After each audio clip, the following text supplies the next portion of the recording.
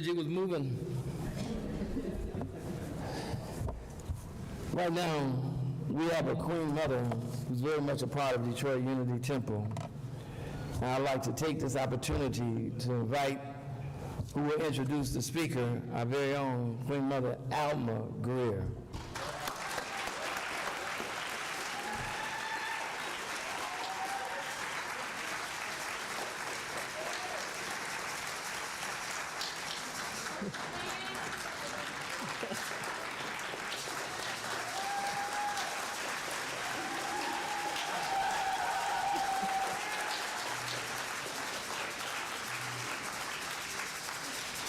All together now, read, read, read. The more you read, the better you read. So read, read, read.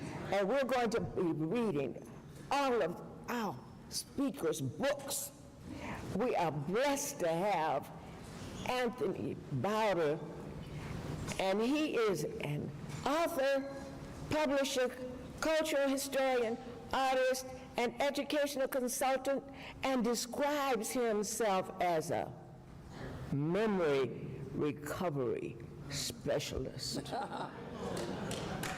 He is a graduate of Howard University College of Fine Arts and has lectured extensively throughout the United States, Africa, Caribbean, Mexico, Japan, Europe on issues related to African and African American history and culture. Mr. Browder is the founder and director of IKG Cultural Resources and has devoted 47 years researching ancient Egyptian history, science, philosophy, and culture. That's something else.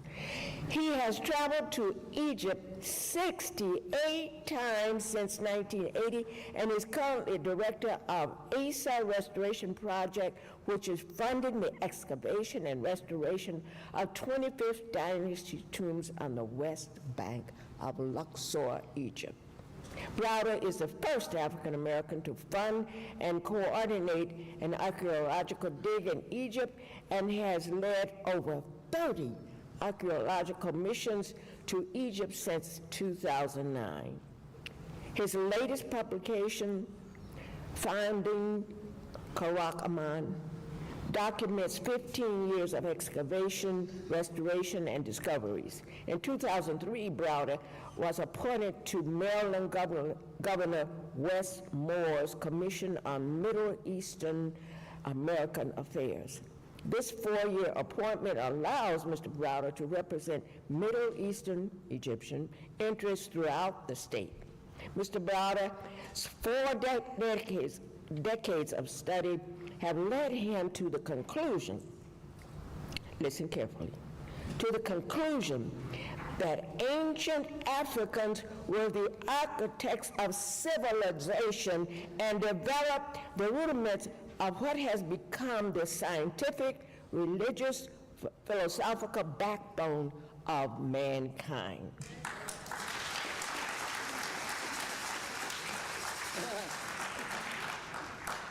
It is from this framework that IKG has concentrated its research and disseminating its findings.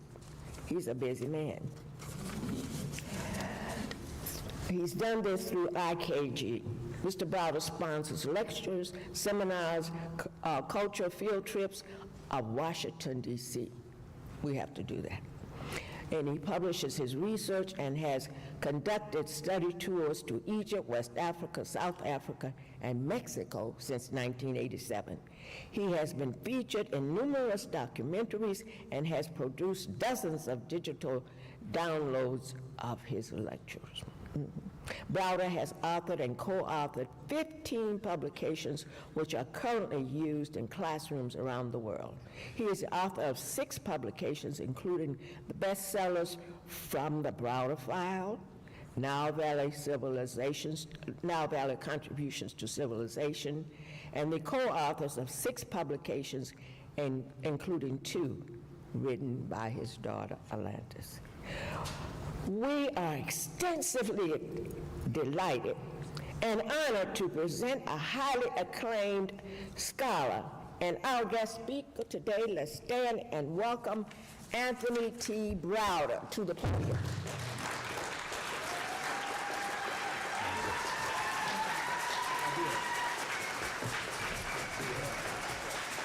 See, they can't see it at all.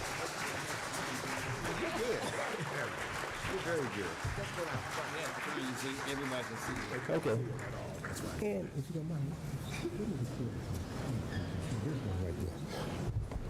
Hotep Detroit, how are you? I am so happy to be here. It's been well over a decade since I was last in Detroit. As a matter of fact, the last time I was here, I spoke at the Shrine of the Black Madonna, so you know how long that's been. But Detroit is like my second home. I'm from Chicago originally, and used to spend my summers right down the road in Mount Clemens and Port Huron.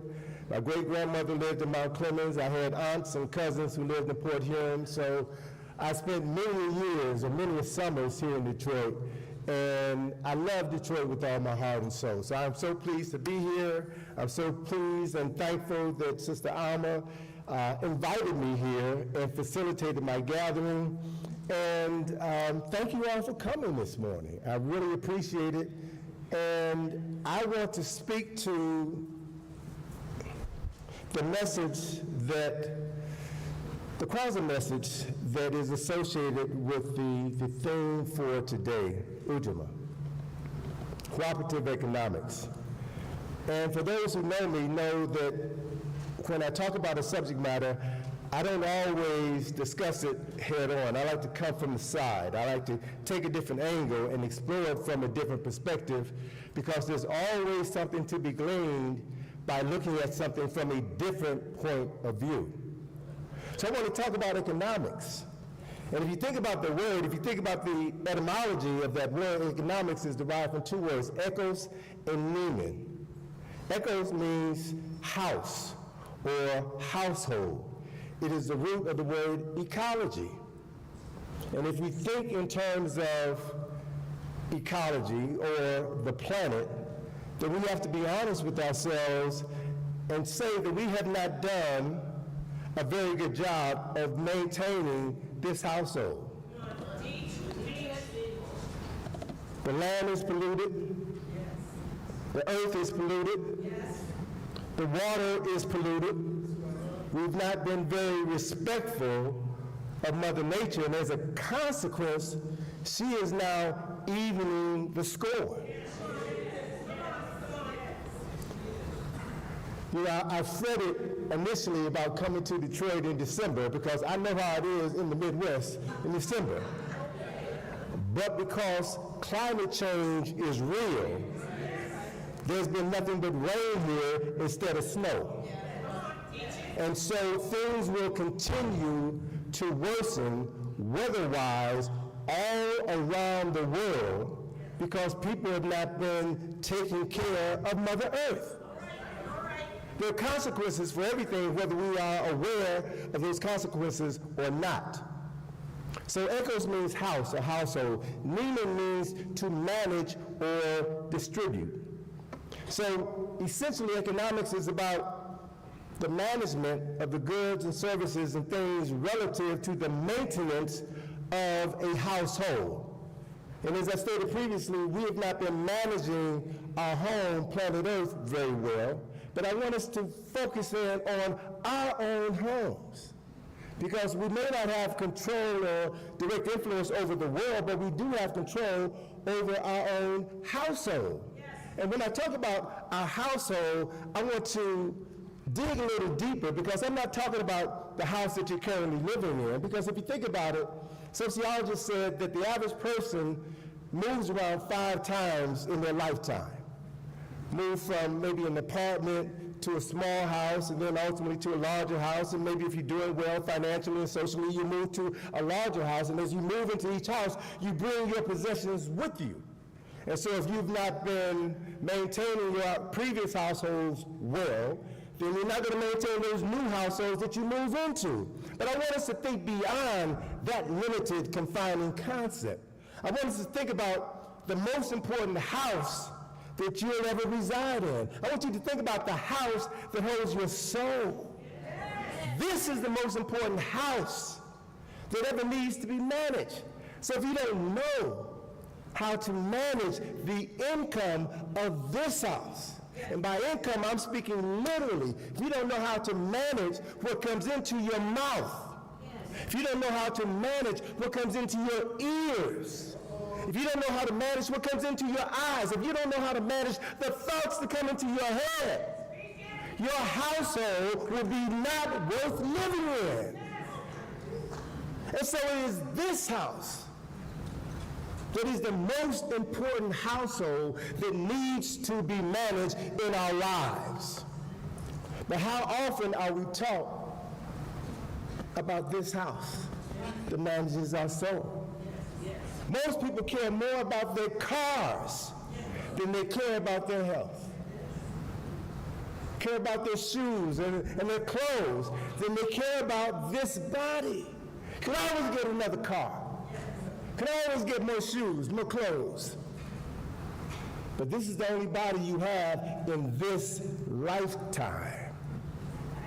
So managing this house is the most important household you can ever manage. And then if we're talking about cooperative economics, imagine 12 people who have mismanaged their households coming together collectively. What are they going to be able to do? Nothing of any value. But if you understand who you are, if you understand that you're more than just this physical body, if you understand the Kemetic concepts that you have a body, but you also have a ba and a ka, you have a soul and a spirit. There are also other dimensions of our being that all reside within this body. And all of these dimensions of our beings have to be managed properly. And when they are managed properly, and when that household does what it was designed to do, then we as men and women can do some incredible things. Yes. That is our history. That is our legacy. We have the greatest legacy of human accomplishment on this planet. I want you to think about this. See, because, yeah, you can clap for that because it's true. So I can't really fault my people for mismanaging their household because we only know what we've been taught. We only know what we know. And if someone else is responsible for teaching us what we know, then what we learn from them will determine how well we manage this house. So if you just look at the status of African Americans, you see that we are at the bottom of every social, political, physical, psychological indicator of any group of people living in this country. That is an aberration. That is a shame. That is not how things have always been for us. And so what that means, what that commands that we do, is engage in Sankofa. That we go back and reclaim knowledge and information that was forbidden, that was illegal. You know, I spent yesterday afternoon over at Sister Alma's house having a conversation with some young people, and I'm so grateful, I'm so appreciative of this effort on the part to bring young people together with elders so that we can pour our knowledge into them and they can build on the foundation that we have established so that we ensure their survival and their ability to thrive. That's the responsibility of human beings. If you are passing on what you know to someone younger than yourself, you wasted air. You wasted your life. Because the bigger picture that I want you all to grasp, and I could talk about this in a little bit more detail because I know where I am, right? I'm a unity. And here people think differently. And we understand that life exists on multiple levels. We understand that, like the sun, we are continually reborn. We come back. And the quality of life we experience when we come back is determined by the quality of life we've lived previously. So if you know that, if you've been taught that first, and internalize the lessons that you've been taught, then you have the capacity to tap into the memories from previous lives. Now let me tell you why this is important. And I want to share something with you that we've never been taught in school, but it is a biological, historical, and genetic fact. And if anyone wants to verify what I'm saying, I'll give you my source. You can go to the Smithsonian Museum in Washington, D.C., where I currently reside. You can go to the David Koch Hall of Human Origins on the first floor of the Smithsonian Museum of Natural History, and see in that exhibition, which is about 20 years old now, documenting information about humanity. And this information is, as I said, about 2 decades old, and some of the information is a little dated because as we study more, as we refine our knowledge of the past, we expand our understanding of the past. And so information changes, information evolves. And so it says in that exhibition that 200,000 years ago, Africans were the only human beings on the planet. Because of research that has come out since the installation of that exhibition, that number has been pushed back about 100,000 years. So we can now say categorically, scientifically, beyond a shadow of a doubt, that 300,000 years ago, the only people on the planet were the human beings who were living in Northeast Africa. That's a scientific fact, and nobody in their right mind can deny that. Folk can deny it, but if they do, they ain't in their right mind. So we got to be clear. We got to be clear about who is co-signing or disagreeing with what we say, right? You can't bring in alternate facts that are based in lies. We have to build on the foundation of truth. So 300,000 years ago, Africans were the first human beings on the planet. What it also says in this exhibition, this exhibit, is that 60,000 years ago, a group of these Africans living in Northeast Africa walked out of Africa into Asia and populated the landmass in Asia. That's a scientific fact. Yes. And then it goes on to state that 45,000 years ago, another group of human beings living in Northeast Africa walked out of Northeast Africa into Western Asia, the landmass that we now refer to as Europe. So if you just stop for a minute and consider these three realities, the scientists know, the geneticists know, the archaeologists know, that means the first people in the world lived in Africa.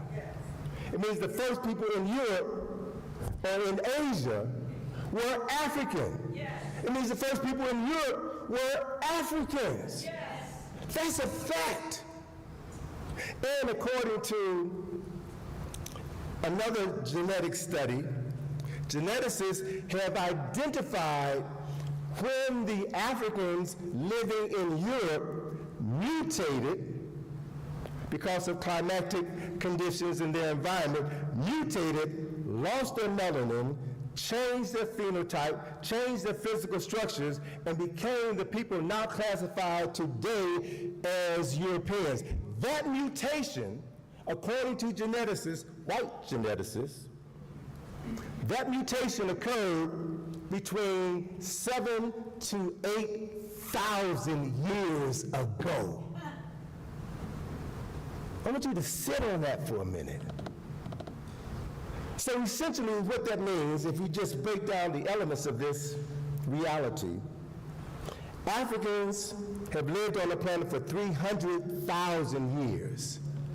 And the people who have controlled our lives for the last 400 years have only been on the planet 8,000 years at best.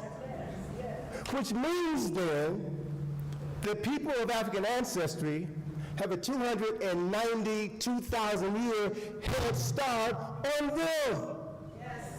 So whose history should we be studying? Whose culture should we be studying? Whose philosophy should we be studying? Whose concept of God and the goddess should we be studying? We have the greatest reserve of human accomplishments in the history of the planet. So if you want to know how to manage the house that holds your spirit, you go to the original, oldest sources in existence. And those sources are there. They're hidden, they're buried, some have been falsified, but they are there. And when you cultivate a desire to want to know, then you open yourself up to the greatest treasure trove of knowledge that has ever existed in the world. So imagine now if half the people in this auditorium decided to do that and pursue this knowledge, pursue what I now refer to as forbidden knowledge, because it was forbidden in this country. It was illegal for people of African ancestry to read, to write. Why? Because if you can write, you can document what you know and preserve it for future generations. If you can read what your mama, what your daddy, what your great-grandma, what your great-great-grandparents have done, and you know what you have the capacity to do. Because what was done can be done again. But if you don't know and don't know that you don't know, then you're a lost soul. So our obligation, our responsibility as human beings is to dig up our past, is to engage in Sankofa.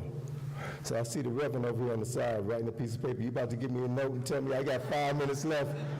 Okay, yeah, I know I got the workshop. Yeah, I got 5 minutes left. Okay. I like to manage my time, and thank you for keeping me on point. So I'm going to be discussing our history and our culture in greater detail at the workshop that I'm doing around 12 o'clock in this same room. So let me wind down by just summarizing the value of cooperative economics. So imagine if half the people in this room understood who they were, that there is a spirit, an indomitable spirit that resides within our body. And when we know that spirit, and when we honor that spirit, there is nothing that we cannot do because we have documented evidence of what we've done 5,000, 6,000 years ago. The scientists and engineers and architects and physicians and philosophers are still trying to figure out to this very day. That knowledge, that information exists within your DNA. Now I want to share something with you, and then I'm going to wrap up real quick so we can move forward. Psychologists, geneticists, and some behavioral scientists know what I'm going to share with you. They don't talk about it publicly, but behind closed doors and private quarters, they discuss the fact that, we are an extension of our parents and our grandparents and our great-grandparents, right? Yes. We carry their genes. But what scientists also know, that we carry within our bodies the genes of all of our ancestors, going back tens of thousands of years. That knowledge and the power associated with that knowledge has always been accessible to you. Yes. So if you knew that, if you knew how to access that power, then no one would be able to oppress you. No one would be able to lie to you. No one would be able to steal you or enslave you because of the power that you possess. So if we knew that and acted on that and lived the rest of our lives manifesting that reality as individuals, then imagine what we could do collectively, huh? So that's the message. Cooperative economics. Imagine if we came together as a positive thinking, forward thinking group and consolidated our energy, our thoughts to produce something that was going to last for at least 7 generations. And the reality is this, brothers and sisters, if you're not thinking 7 generations in the future, you are wasting air.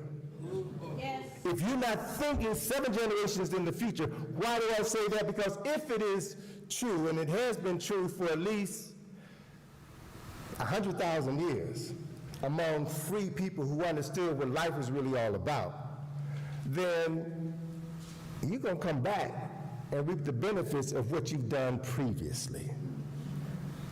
So you are preparing, you are investing in your future lives. Yes. That's where the power is. Yes. To not just live for today, but to live for the 2 days that are coming. Yes. The 2 days that are under your control. So let me wind up, because as my mama said, I never met a mic I didn't like, and I could talk for days. But I want to share with you a visual that summarizes the essence of who we are. And some of you may have seen me talk about this or do this before. I want to talk about this timeline and share a couple of interesting points with you. And in order to do that, I'd like to have 6 people come forward. So Ellis, if I can have you and your team, that's 3, and I need 3 more folk to come on up. And let me do this real quick and I'll be done. So just stand in a straight line right in front of the stage. I'll come down to you. 6 is all I need. So this.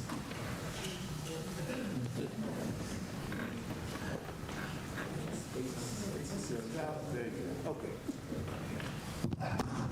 So this is a timeline of human accomplishments that a colleague of mine from the UK and I have developed over the past decade or so. And what it does is lay out the documented history of humanity, focusing primarily on African history, since we are the oldest people on the planet. And again, what we show you on this timeline is what we know, not what we think, and not what we believe, and not what's going to make us feel good, but document the facts. I only talk about what I know. I only talk about what can be proven beyond a shadow of a doubt. So the information, details, the images are here, and it takes us from 5200 BC up into the present moment and beyond. Because if you know the past, if you engage in Sankofa and retrieve the knowledge of the past, you apply that knowledge today and you build for the futures that are ultimately coming. But I want to point out a couple of simple things and I'll be done. On this timeline, we document the significance of the accomplishments, historical accomplishments in Kemet, the country that is also known as Egypt. Kemet is the original name of the oldest documented civilization known to mankind, and I'll be speaking more about this in my workshop this afternoon. And so we talk about the creation of the first building ever made by Imhotep, built 2600 BC. A 19-story skyscraper is still standing, and you can see all of these things right now. That's why I've been taking groups to Egypt on study tours since 1987 to show them what I've never been taught in school. Even though I attended predominantly black schools all of my life, I didn't learn any of this information until after I graduated from college. And I became aware of what I refer to as forbidden knowledge, information which is still not being taught in schools today, information which some people want to forbid from being taught right now. This is 2024 going on 2025. There are people right now who don't want you to know the little bit of information that I'm going to drop on you all right now. Why? Because knowledge is power. And if they can restrict your access to knowledge, then you will be powerless. I don't care who you pray to or how long you pray.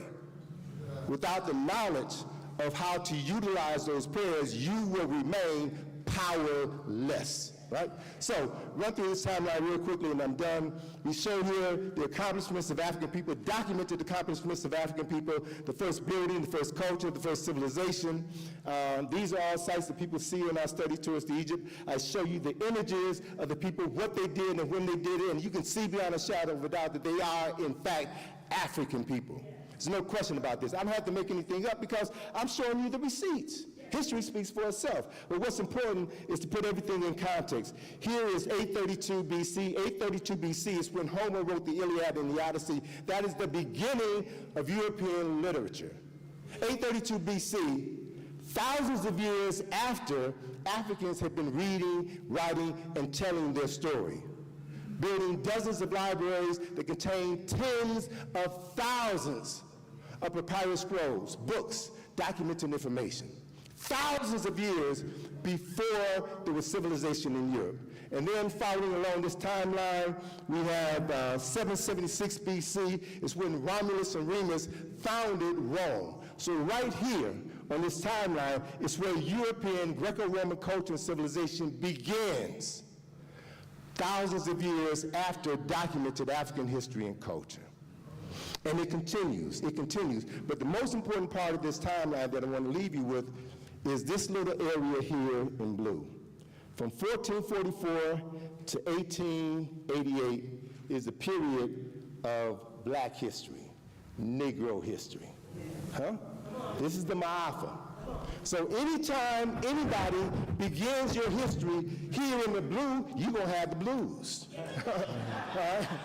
You will have been written out of the respectable commentary of human history, and you will not have access to all of this documented information, which will empower you, help you know how to manage the house that holds your spirit. So what we have to do, specifically at this particular point in time in history, we got to save the planet. We got to save the world. That's what we have always done. And this desire, this energy, this power, this consciousness is needed now more than at any point in time in history. Amen. So brothers and sisters, as I wrap up, yes, I'm done. So as we wrap up, I want to encourage you all to move into 2025 with a greater commitment to yourself, your authentic self, and not this false perception of reality that has put us in the hell that we've been living in and been comfortable living in for all our lifetimes. Let's do better, brothers and sisters. Amen. Let's give him a hand. Come on now. So much that happens in a day. We want to make sure we give you enough time to get downstairs and eat so the brother can eat and have his book signing and his workshop. I promise I'll be short.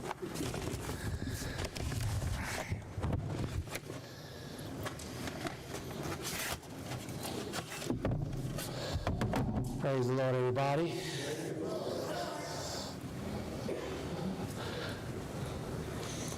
Before I begin this resolution from the entire Detroit City Council, I'd just like to start with the quote that says that you make a living by what you get, but you make a life by what you give. And all of our lives have been made better because Anthony Browder has given us the gift of knowledge, the gift of consciousness, the gift of truth, the gift of facts. And it is my honor and privilege to be here to water those that water us, to elevate those that elevate us, and to give respect to those who have given us the gift of enlightenment. So, the Honorable Coleman Young II, Detroit City Council at Large, honors almost half-century of researching ancient Egyptian history, science, philosophy, and culture to provide the truth of Kemet. Kemet, which translates to the land of the blacks, talking about Egypt as indigenous Africans. Egypt is in Africa. No matter what anyone tells you, it is an African country. Pyramids were built by Africans. Just want to make that clear.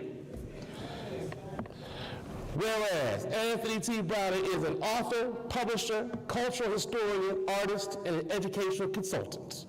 He is a graduate of Howard University's College of Fine Arts and has lectured extensively throughout the United States, Africa, the Caribbean, Mexico, Japan, and Europe on issues related to African and African American history and culture. And whereas Dr. Anthony T. Browder is the founder and director of IKG Cultural Resources, has traveled to Egypt 68 times since 1980, is a current director of the ASA Restoration Project, which is funding the excavation and restoration of the 25th dynasty tombs on the west bank of Luxor, Egypt. And whereas Anthony T. Browder is the first African American, the first African, let me say it one more time, the first African American to fund and coordinate an archaeological dig in Egypt, and has led over 30 archaeological missions to Egypt since 2009. His latest publication, Finding Karakamon, documents 15 years of excavations, restorations, and discoveries. Whereas Dr. Anthony T. Browder in 2003 was appointed to the Commission on Middle Eastern American Affairs by Maryland Governor Wes Moore, this 4-year appointment allows Dr. Anthony T. Browder to represent Middle Eastern Egyptian interests throughout the state. And whereas Dr. Anthony T. Browder, nearly 5 decades, half a century of study, have led him to the conclusion that ancient Africans were the architects of civilization and developed the rudiments of what has become the scientific, religious, and philosophical backbone of mankind. It is from this framework that IKG has concentrated its research and disseminated its findings. And whereas Dr. Anthony T. Browder is founder and director of IKG Information Knowledge Growth, researches, analyzes, and disseminates information in an effort to demystify history and present knowledge that can be applied in a practical manner that yields personal growth and development. Whereas, I'm almost done. I'll wrap it up. I'll land the plane. I'll land the plane. So it's pomp and circumstance for a reason. I promise, I'll land the plane, y'all. Whereas Dr. Anthony T. Browder, through IKG, Information, Knowledge, and Growth, sponsors lectures, seminars, cultural field trips of Washington, D.C., and its symbolic and archaeological relationship to Kemet. He publishes his research and has conducted study tours to Egypt, West Africa, South Africa, and Mexico since 1987. He has been featured in over 300 hours of these historic presentations, which were arrived on audio and videotape, that are currently being distributed to schools, households, universities, and institutions worldwide. Whereas Dr. Anthony T. Browder has authored and co-authored 15 publications, which are currently used in classrooms around the world. His first tome, entitled Browder File, includes 22 essays on the African American experience. Through Temple University, Dr. Anthony T. Browder and his daughter, Atlantis Browder, published Finding Karakamon, a stunning visual overview.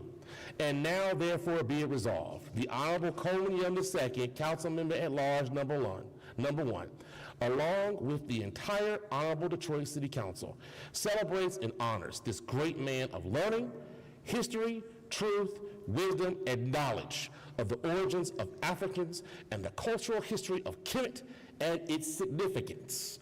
Dr. Anthony T. Browder, thank you for your service, intellect, exploration, and continual desire to educate the culture on the origins of African people in Kemet and its continued symbolism in Washington, D.C., London, England, Paris, France, where he has upcoming tours. It is my honor and privilege to give this testimonial resolution from the entire Detroit City Council to Dr. Anthony T. Browder, everybody.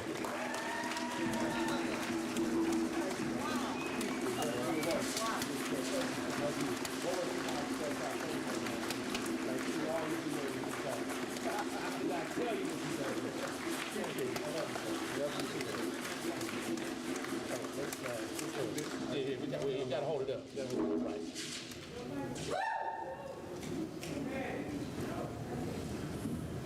You ready? Did they take it?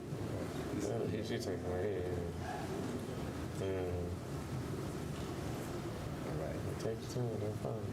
All right. I hope you got it. Right. All right. Thank you, my brother. I appreciate it.